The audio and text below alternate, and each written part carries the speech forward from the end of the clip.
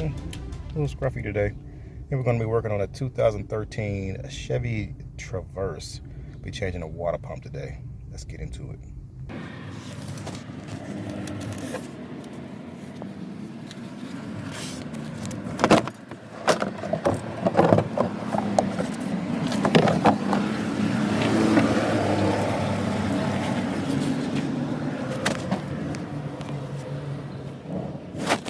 Cut the wheel off, we are upside down. So those bolts are loose already. I'm going to take that pulley off. Water pump is right behind there. There's one of the bolts hiding out right there. I got some work to do. Alright, so we got the front side taking off. The pulley is going off 4 bolts. Had to do some maneuvering and some prying on this piece here because the pulley would not come through. As you can see, literally you only have about that much room to work. So now we're going to focus on these bolts here, which is going to remove the pump from the body.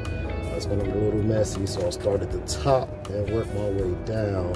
That way I can just catch it and let it drip down because there's no drain plug for this thing, so it's just going to have to leak out.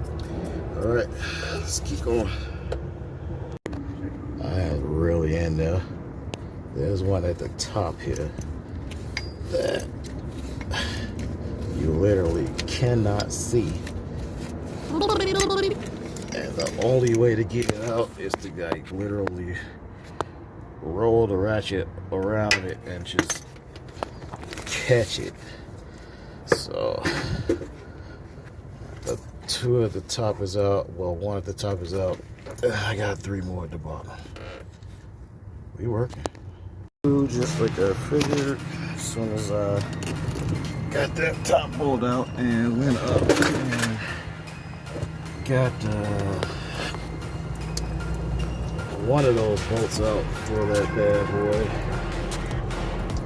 she started going. So I'm just gonna let this drain and then I'll pull the whole pump off. Did not get the water pump from on top of that bad boy. It's all the way out, but the harmonic balancer is in the way.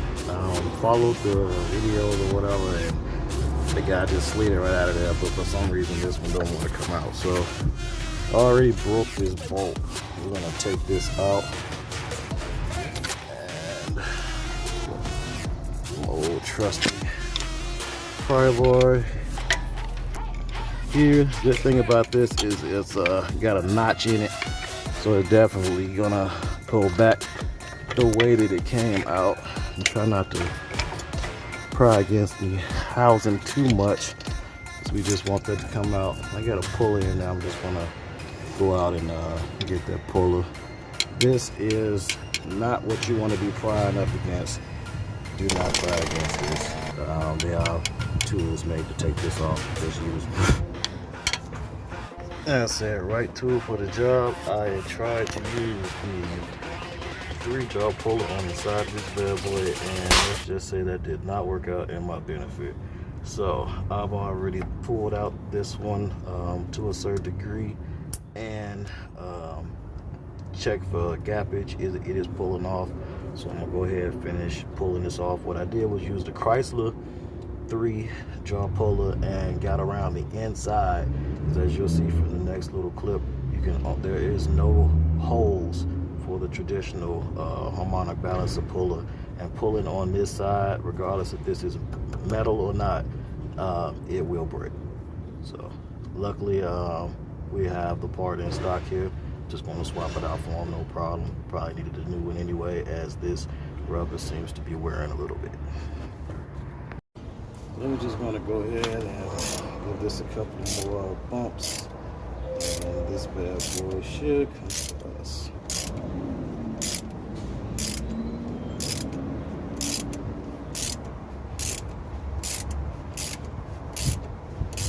So why don't you have power tools? I don't.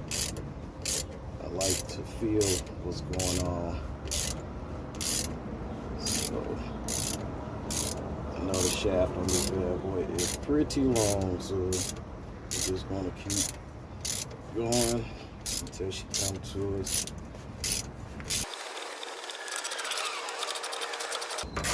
See a little wiggle, a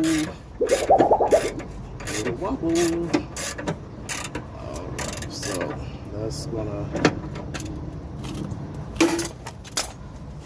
come out of there, and that's off. So good to go. I'm gonna back this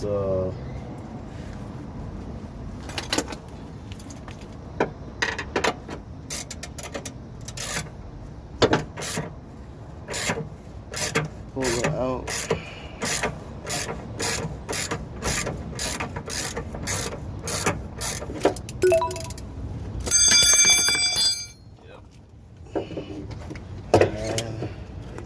Go.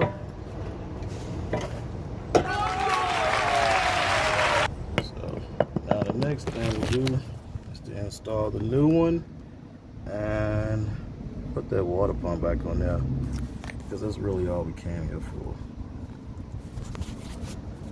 Yeah, so after all of that, the buddy that we just really needed to get in the first place, ta-da, comes right out. So I'm not going for now. I am going to put fluid in to this thing before I put the belt and the harmonic balancer back on. All of these tabs got to go up, because for some reason GM thought it was a great idea to put the radiator cap down there. So yeah, we're going to fill it up and see if we have any leaks before we go any further. Okay, so we got that off, and we have fluid holding to the top there, so we are good. There's no leaks. Gonna go ahead and finish putting everything together down here with the belts and whatnot, and we're gonna call it a day. All right, show you what it's like when it's running and on the ground. All right, so to install this bad boy, and I already have it pretty much halfway in.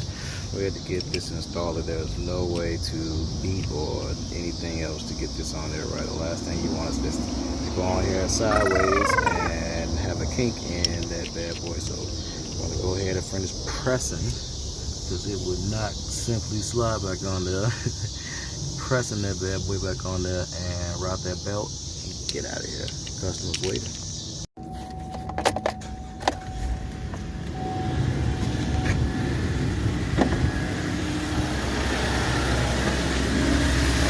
Check and belt on there, tight, no leaks. We are good to go, baby. No wobble on that bad boy. We good to go. Yeah, buddy. Yep, yep. Yep, yep. We get this man his top back, put these fender covers back on. That's the job well done. That's good. Never let nobody tell you you can't do it. I have never done this job before. I watched one YouTube video yesterday that was harder than what I had imagined, but you know what? All costs are about the same.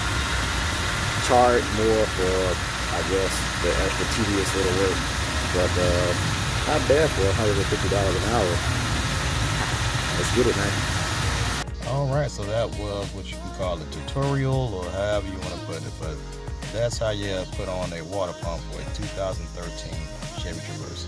So if you got any comments, put them in the comments. If you got any suggestions, put them in the comments. And I will see you guys on the next one. Later.